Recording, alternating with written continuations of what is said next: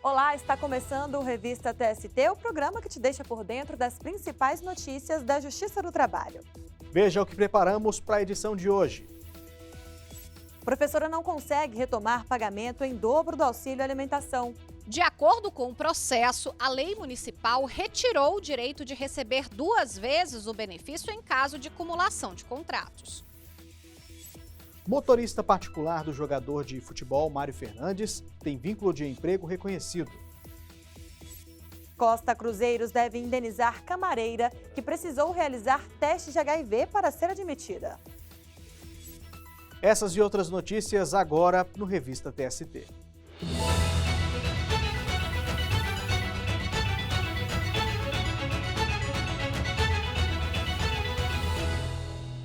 O programa de hoje começa com um caso julgado pela Seção 2 de Dissídios Individuais. O colegiado rejeitou o recurso de uma empregada que contestava a não homologação de uma cláusula de acordo judicial relativa ao recebimento de seguro-desemprego.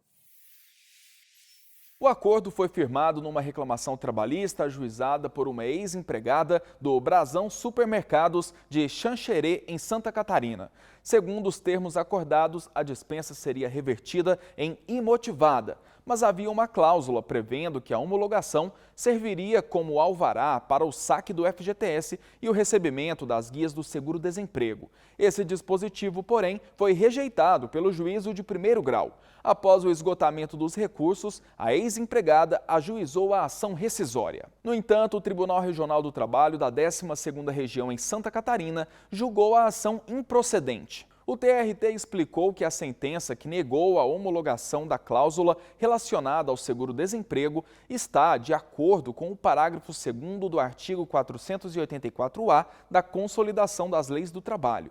Esse dispositivo, introduzido pela reforma trabalhista em 2017, estabelece que a extinção do contrato de trabalho por acordo não permite habilitação no programa de seguro-desemprego. O caso chegou ao Tribunal Superior do Trabalho. O relator na seção 2 de dissídios individuais, ministro Evandro Valadão, enfatizou que o objeto da transação entre as partes era ilícito. Isso porque a lei proíbe a concessão do seguro-desemprego após 120 dias contados a partir da data da dispensa.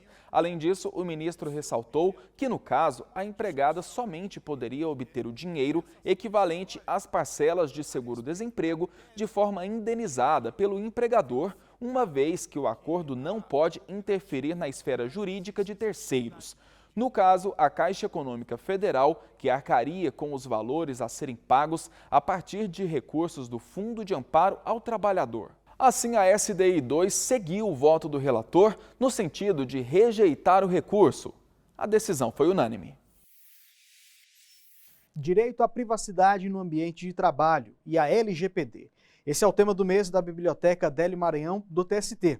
Quer saber mais sobre o assunto? Aponte a câmera do seu celular para o QR Code que aparece na tela. Na página você acessa artigos, capítulos de livros, teses, dissertações e jurisprudências. Vamos para um breve intervalo e a seguir você vai ver: professora não consegue retomar pagamento em dobro do auxílio alimentação. A gente volta em instantes.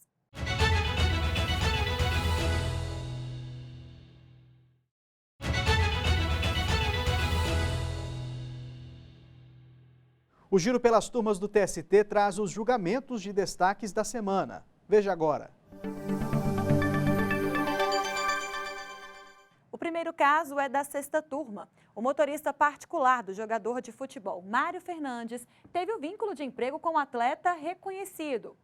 Embora tenha sido apresentado o argumento de que havia apenas amizade, foram constatados elementos que caracterizam a relação empregatícia. E quem tem os detalhes pra gente é o repórter Daniel Vasques. Oi, Daniel. Oi, Luana. Oi, Anderson. O autor da ação trabalhista contou que foi convidado para ser motorista particular do jogador na Rússia. Relatou que por mais de 4 anos, entre 2014 e 2018, morou no apartamento do atleta, em Moscou, e que durante esse período ficava à disposição do lateral direito, 24 horas por dia.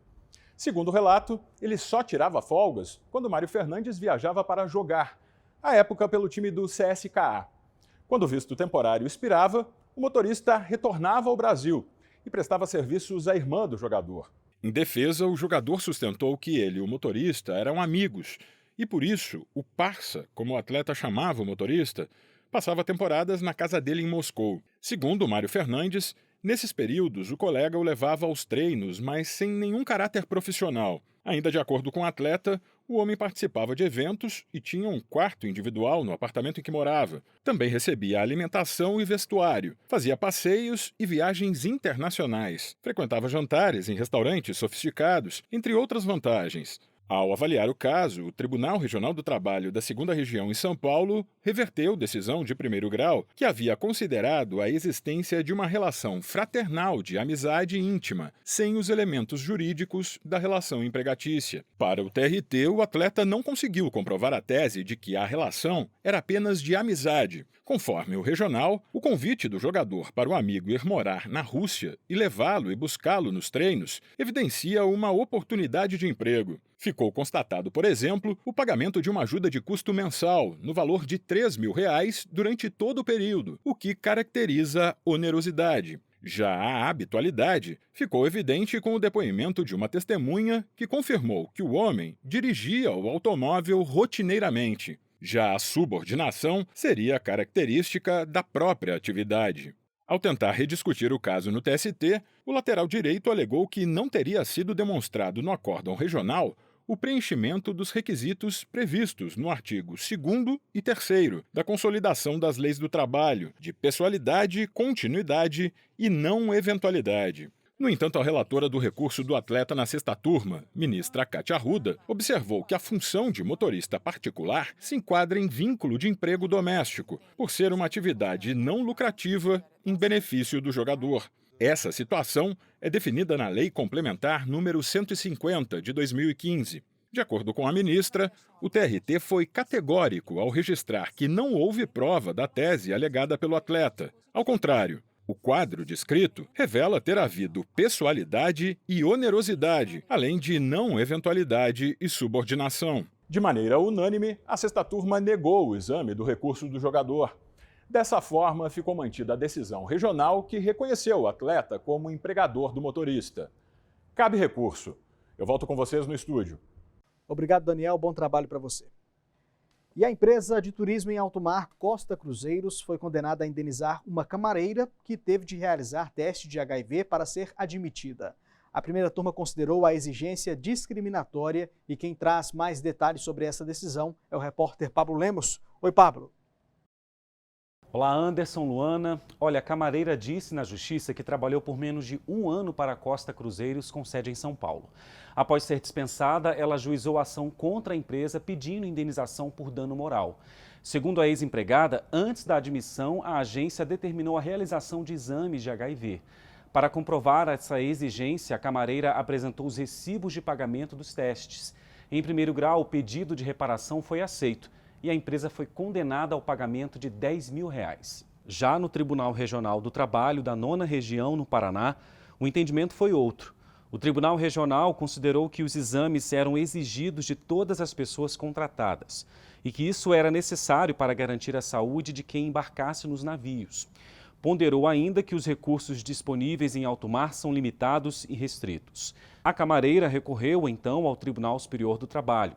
O relator, ministro Amaury Rodrigues, aceitou o recurso da trabalhadora. Para o ministro, não há razão para submeter trabalhadoras e trabalhadores a testes desse tipo, levando em conta o avanço da medicina sobre o controle da doença. Em relação à indenização por danos patrimoniais por exigência de realização de exames toxicológicos, dou-lhe provimento para condenar as réis à indenização em razão da exigência dos exames admissionais de HIV. O relator observou ainda que as limitações dos serviços de saúde a bordo eram comuns a toda pessoa embarcada e que não há registro de que a tripulação deveria se submeter ao mesmo procedimento. Por isso, considerou a exigência abusiva e discriminatória, já que poderia impedir a contratação. De maneira unânime, a primeira turma acompanhou o voto do relator e condenou a Costa Cruzeiros a indenizar a camareira em R$5.000, mas ainda cabe recurso. Anderson, Luana, volto com vocês aí no estúdio. Muito obrigada, Pablo, e até a próxima. Fechando o nosso giro, uma professora de Guararapes, em São Paulo, não conseguiu retomar o pagamento em dobro do auxílio alimentação. A quarta turma não admitiu recurso da profissional contra a decisão que havia negado a duplicação do benefício. A professora acumulava 2 cargos na rede pública de ensino municipal e, por isso, recebia 2 vezes o auxílio alimentação. No entanto, em 2017, uma lei do município passou a estabelecer que, no caso de acumulação de cargos, seria devido apenas um benefício. Com a mudança, a servidora pública entrou na justiça para voltar a receber o pagamento em dobro. O Tribunal Regional do Trabalho da 15ª Região, em Campinas, São Paulo, afastou a condenação do juízo de primeiro grau que havia atendido ao pedido da trabalhadora.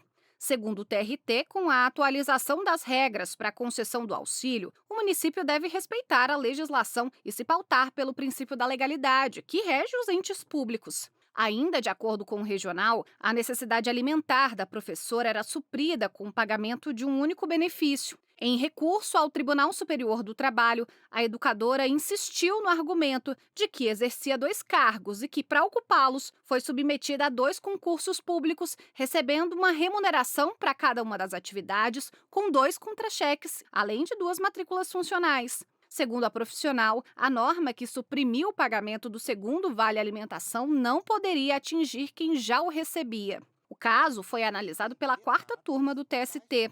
Para a relatora, a ministra Maria Cristina Peduzzi, não é possível concluir que houve violação aos dispositivos legais e constitucionais apontados. Para a relatora, a controvérsia foi resolvida pelo Tribunal Regional do Trabalho com base na interpretação razoável da legislação municipal em relação à política salarial dos servidores e ainda no exame das provas dos autos. Outro ponto destacado pela ministra foi que a questão não tem transcendência econômica, política, social ou jurídica para autorizar o exame do recurso. Os valores em discussão não são elevados, não houve desrespeito à jurisprudência sumulada do TST ou do Supremo Tribunal Federal, nem se debate questão nova e relevante em torno da interpretação da legislação trabalhista. Também não se identifica no pedido direito social constitucional que não tenha sido adequadamente assegurado pelo TRT. A decisão foi unânime. A professora apresentou embargos de declaração. A gente muda de assunto agora, Luana, para fazer uma pergunta a quem está nos assistindo. Você já teve que trabalhar além da jornada combinada e ficou sem saber quanto a mais deveria receber por isso?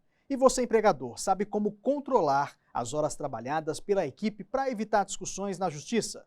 Essas dúvidas aí vão ser esclarecidas na nova série do TST chamada de O Papo É. Com reportagens e posts nas redes sociais, Anderson, a série detalha diferentes temas trabalhistas. E olha só que curioso, no Papo É Hora Extra, você vai ver que esse foi o assunto que mais apareceu em processos na Justiça do Trabalho no primeiro semestre de 2023. Para acompanhar a série, basta apontar a câmera do seu celular para o QR Code que aparece na tela. E no próximo bloco, TST promove seminário sobre desafios do capacitismo. A gente volta já.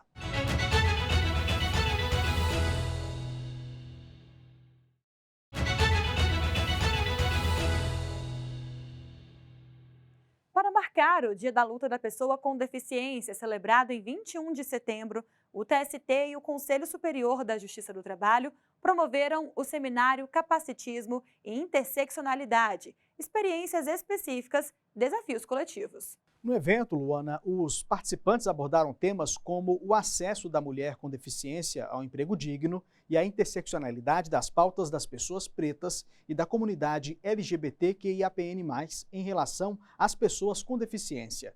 Vamos ver. Há 7 anos, um derrame de medula mudou completamente a vida da Agna.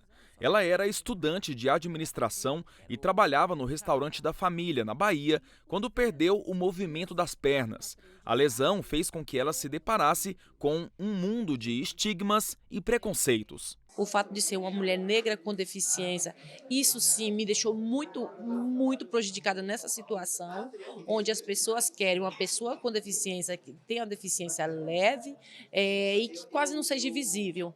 Então eu uso uma cadeira de roda para locomoção, sou uma mulher negra, isso sim dificultou muito a minha vida, não a cadeira de roda.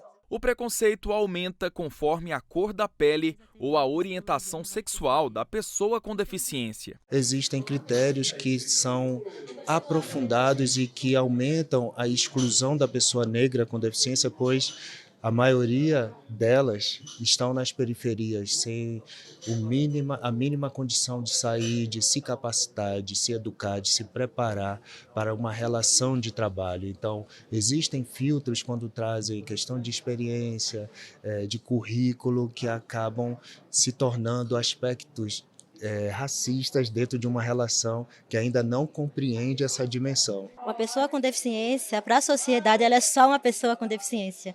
Ela não tem sexualidade, ela não tem uma vida de diversão fora isso, né? Ela vive para dar gasto para a sociedade, ela vive para frequentar médico, ela vive para ser triste, para ser um exemplo de superação, né? Para ser aquilo que ninguém quer ser. Então, eu sofro muito mais capacitismo do que LGBTfobia. Esse tipo de preconceito tem nome: capacitismo, o ato de discriminar pessoas com deficiência. O assunto foi tema do seminário Capacitismo e Interseccionalidade, Experiências Específicas, Desafios Coletivos, promovido pelo Tribunal Superior do Trabalho. O evento foi 100% acessível. A exposição, ao fim do primeiro dia de debates, contou com audiodescrição para todas as obras. O seminário também é uma forma de marcar o Dia da Luta da Pessoa com Deficiência, celebrado em 21 de setembro. A Lei 8.213 de 1991 determina que empresas com 100 empregados ou mais reservem de 2 a 5% dos cargos para pessoas com deficiência. Mas esses trabalhadores ainda encontram desafios para ter acesso ao mercado de trabalho. De acordo com o IBGE, a taxa de participação das pessoas com deficiência no mercado formal de trabalho é de apenas 28,3%. O presidente da Comissão de Acessibilidade, Diversidade e Inclusão do TST, ministro Agra Belmonte, participou da abertura do evento por videoconferência. Ele ressaltou que condenações, leis, tratados internacionais ou interdição de estabelecimentos não são suficientes para garantir inclusão. O ministro defendeu que incluir pessoas com deficiência no mercado de trabalho não é gasto, é investimento social. Ressalto o momento único e especial que estamos vivendo, no qual a Justiça do Trabalho está aqui presente e engajada, demonstrando o dever em discutir a inclusão da pessoa com deficiência no mundo do trabalho.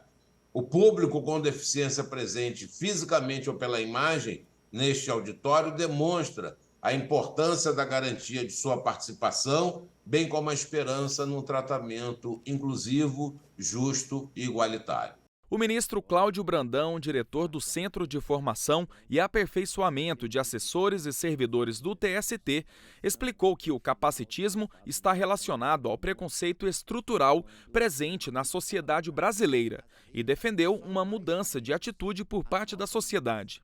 A primeira grande mudança é a mudança atitudinal, é nós estarmos abertos para aprender e aprender com as pessoas que conhecem de fato o assunto. Por isso mesmo, é importante que a ENAMAT, que o Tribunal, que o Cefaz, enfim, que nós nos abramos para permitir que o conhecimento seja por nós absorvido. Hoje, a partir da Convenção da ONU, a deficiência é um elemento que compõe a diversidade humana e, por ser elemento de diversidade humana, faz parte da própria vida humana como uma situação natural. Não é uma anomalia, não é um defeito, uma característica inerente àquelas pessoas. Pessoas que estão aptas ao trabalho, mas que esbarram nos obstáculos impostos pelo mercado, como falta de estruturas adaptadas e condições para o acolhimento da pessoa com deficiência.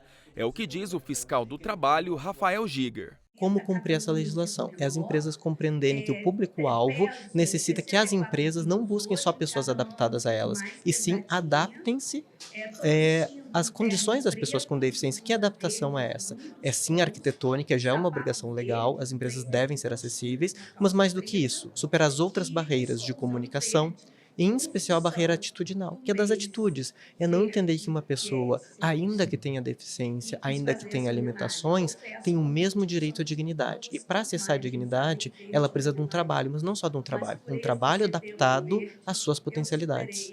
Após o encerramento do seminário, ocorreu a cerimônia do Prêmio Justiça do Trabalho Acessível, que é um reconhecimento de boas práticas em acessibilidade e inclusão. Fique agora com outros destaques da semana na Justiça do Trabalho. A Justiça do Trabalho promoveu de 18 a 22 de setembro a 13ª edição da Semana Nacional da Execução Trabalhista. Em todo o país, varas e tribunais do trabalho se mobilizaram para solucionar o maior número de processos em fase de execução. Ao longo da semana, também foram realizadas lives sobre soluções tecnológicas para aprimorar essa fase do processo. As transmissões estão disponíveis no canal do Conselho Superior da Justiça do Trabalho no YouTube, @CSJT-Oficial. A Federação Nacional dos Trabalhadores de Empresas de Processamento de Dados, Serviços de Informática e Similares, FENADADOS, encerrou a greve na empresa de tecnologia e informações da Previdência Social, Dataprev. O fim da paralisação veio após reunião conduzida pelo vice-presidente do TST, ministro Aloísio Corrêa da Veiga. Durante a audiência, ficou acertada a criação de um grupo de estudo sobre trabalho remoto e a elaboração de um novo cronograma para as negociações do Programa de Participação nos Lucros e Resultados da empresa. A Corregedora-Geral da Justiça do Trabalho, ministra Dora Maria da Costa, concluiu correição ordinária no Tribunal Regional do Trabalho da 11ª Região, que abrange Amazonas e Roraima. Na apresentação do balanço final, a ministra destacou a redução do tempo médio gasto no TRT para o julgamento de ações desde a entrada do processo até a primeira sentença. Na comparação de 2021 para 2023, o período caiu de 229 dias para 112. A presidente do Supremo Tribunal Federal e do Conselho Nacional de Justiça, ministra Rosa Weber, foi homenageada em sessão ordinária do CNJ pelo legado que construiu na magistratura trabalhista. O presidente do TST, ministro Lélio Bentes Corrêa, o diretor da Escola Nacional de Formação de Magistrados do Trabalho, ministro Maurício Godinho Delgado, e o conselheiro do CNJ e ministro do TST, Vieira de Melo Filho, ressaltaram os valores que marcam a atuação da ministra em questões sociais, ambientais, de igualdade racial e de gênero. A magistrada iniciou carreira na Justiça do Trabalho em 1976 e integrou o TST de 2006 a 2011. E nós encerramos por aqui. Muito obrigada pela companhia. A gente se encontra na semana que vem. Até lá!